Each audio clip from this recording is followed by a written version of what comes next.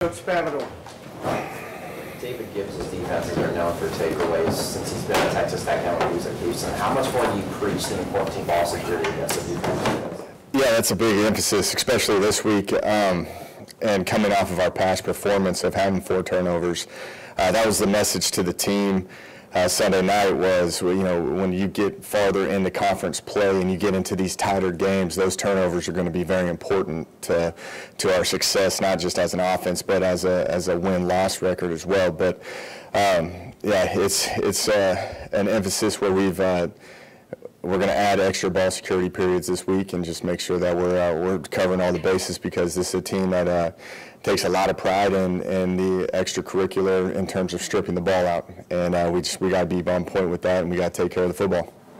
Pretty impressive performance from their defense against Oklahoma State last week. On film, what have you seen maybe that they're doing that's working especially well for them? I think they're playing at an extremely hard level. Like, they're playing with great energy. They have great enthusiasms out there. It looks like they love playing the game. And when you play with that enthusiasm and that effort, you're going to naturally cause turnovers. And I thought that at the beginning of the game versus Oklahoma State, they're in a tight battle, and they just kept consistently playing with great effort throughout the course of the game. And it got to the point where I just thought they wanted it more than Oklahoma State. And it is an aggressive defense. They play a lot of man. They're going to be added hats in the run fit. It's a team that's going to make you earn everything that you do. And if you come out there and you're not accurate with the football, and you're not winning one-on-one battles, and you're not playing with the effort that if you're not at least matching what they're doing, it could be a long night for any offense that plays against them. What have you seen on tape from the safety that's back Washington? I know Cliff said on the call that he gets them organized back here. Does that show up when you watch what he did against Oklahoma State? He does. They play a lot of different bodies. They do. I think they do a really good job in terms of keeping those guys fresh. If you look at the Houston game, if you look at the Oklahoma State game, they played a lot of plays. In Houston and in the Ole Miss game. So they're playing a lot of snaps, and they do a good job of keeping fresh bodies. But you can tell with Washington out there, he's going to make sure that everybody's lined up. When you get Jackson back, like what they got from the shoulder injury from last year, he does a great job as well. So they've got a lot of experienced bodies just across the board. They kind of remind us of how we are on offense. They had 10 returning starters. Even like their backup guys ended up starting, maybe 4 games last year. It's just a very experienced group. They can play a lot of guys. But we're expecting their best game, and we're expecting a lot of different people to be out there playing against us. Important if your guys get in the second level to maybe make somebody miss. There are opportunities there because they pressure so much. Yeah. There's going to be a lot of one-on-one battles, and talking with our running back coach, you as a coordinator, you're trying to get into the perfect play call and try to get in a successful run scheme. And he looked at me and he said, at some point we got to make a guy miss. So we've got to be on point in terms of they make it hard. They make us earn everything that we're going to have to throw out there. So those running backs are going to be in for a challenge because there's going to be a free hitter in a lot of the run game. And I think that's what they did to Oklahoma State. They took away their run game, which Justice Hill is a phenomenal running back. They took away that running game, and they forced the quarterback and the skill to be accurate with the ball, and I think they won that battle. Jake, Will's freedom to check at the line, is it as much as anybody you've given? You've had some other quarterbacks that have been good? Yeah, I would say probably yes.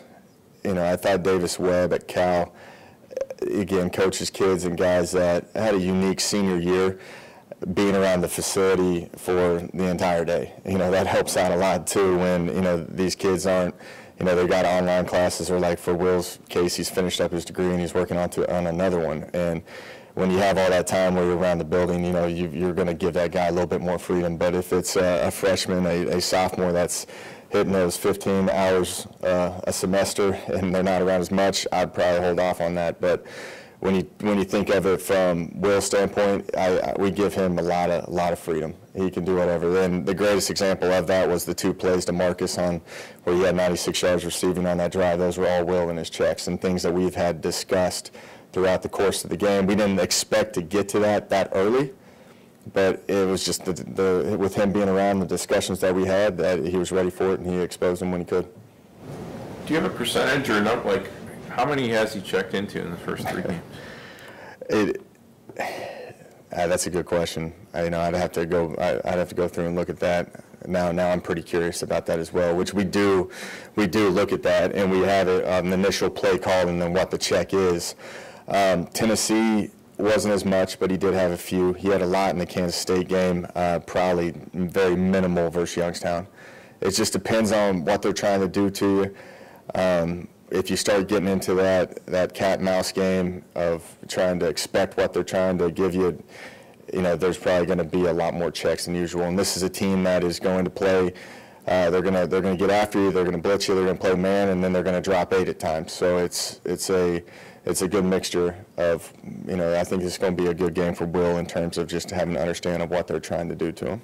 Is it true when he goes in to check something that you may not, you and Dana may not know what he had checked into? Yeah, sometimes. Like I have a pretty good feel for what he's doing because of all the conversations we've had throughout the course of the week. The 2 plays to Marcus, for example, I knew exactly what he was going to. I just was surprised he got the same look back to back that he got to the second call, which was a double move that Marcus scored on. That's just part of the conversations we've had. We go through a lot of discussions in terms of what checks we like into certain looks, and we practice that throughout the course of the week. So we have a general idea what he's trying to accomplish. Now he did get baited a couple times versus Kansas State, and one of the sacks that happened, he got a protection. There was a protection issue where he got baited on, which that's going to happen when you give the quarterback that much freedom, and that's just what you got to live with because majority of the time Will gets those kids in the right spot. The level of control that he gets, or that most quarterbacks get now, pre-snap versus when you played quarterback, and maybe even when Gino was here, has it exponentially expanded? Yeah, a lot, just because the defenses now know how to play spread offenses.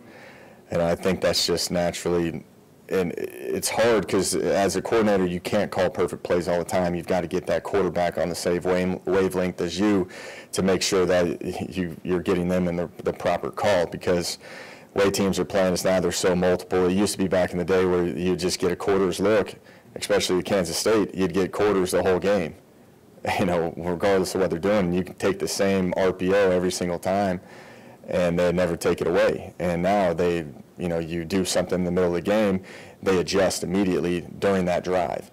So you got to, if you get back to that same call and they make the adjustment, you got to make sure that the kids understand where they're going from, what their next progression in the check is. And when Dan and I were here, when I was with Dan in 2011-12 with Gino, when we called run, it was a run to the right and we'd have an RPO to the left. And then it started evolving where you had RPOs to the right and to the left. And then you got to where you get into protection checks. So it's kind of evolved, as defenses have evolved to stop us. How much do you put into, okay, your quarterback understands it, but maybe the other 10 guys don't? I mean, does that factor into your leeway? Okay, if my quarterback's calling a check and my left tackle doesn't understand it or get it, then everything's out of whack. How much does that play into what you allow? And we keep it very simple with the checks. We got it. It involves really just Will and making sure that there's a lot of moving parts to it, because we'll tell the O-line what to do, we tell the running back, and then we'll tell the receivers what to do. So you can have a lot of different plays by design, but the O-line's really doing one play. So that's what makes us multiple, I believe, is just different personnels and body types and people running different routes, but keeping it very simple for the O-line. I mean, that could get pretty complicated and confusing, I guess. Oh, it can, but you make rules. Like, that's where you draw the line in the sand of this is as far as you can go. Like, not trying to do double moves and create all sorts of different things just for one look, maybe one play. Just keep it simple and execute. Is your routine now with Zach on the other side pretty much set after having gone through that a couple of times? And yeah, I talked to him last night. We didn't even mention the game. It was more just talking about our kids, but it's just part of it. Afterwards, a little bit, after the game's over. No, really? It doesn't. it's very businesslike. You know, we're brothers, and I got a lot of great friends on that staff. You know, the O-line coach was my O-line coach at Cal. You know, there's a lot of familiar faces. You know, I've known Cliff forever, and you know, we're great competitors. You keep it, you know, just businesslike. You know, we're great throughout the course of the week. We don't even talk football, and we get out there on game day and we try to compete and we try to win, and then we just go back to how it was after the game. Jake, as far as your offensive line goes, Dana mentioned felt pretty good about where the tackles were at, but maybe still some questions on the middle three guys. Where are you at with that? Same. You know, I think the tackles are playing at a high level. I do. I think that, you know, I think Josh Sills is playing well. I think he's having his times where he's looking like a dominant guard, you know, because he's starting to play more football and he's just getting more experience. But, you know, center, right guard, you know, you're seeing great signs of improvement, but it's still not where we want to be. And as just an offense coordinator, you got to just keep preparing that. They're going to try to expose that at times. So what are you trying to do to prevent that? And we got to keep battling them. We keep it a healthy competition. We move those guys in and out. We got to make sure that that we're not having any lack there, where we can just keep this offense moving forward. Jay, would you discuss Marcus Sims' maturation process, and has it been frustrating to coach that? I mean, as knowing what was hidden in there and wasn't quite bursting out. No, I think where Marcus is at right now is just kind of the natural progression of it. You know, I think he got a good year of playing last year. You know, he didn't play a lot of snaps because we asked him to do so much on special teams, and I think just as he's matured, as he's gotten more conditioned, you know, he's now starting to take games over. And I think that's just a lot of becoming older. And level he's at, I think he's playing at a very high pace, a high level, and, you know, I think he's one of the faster guys you'll see on the field.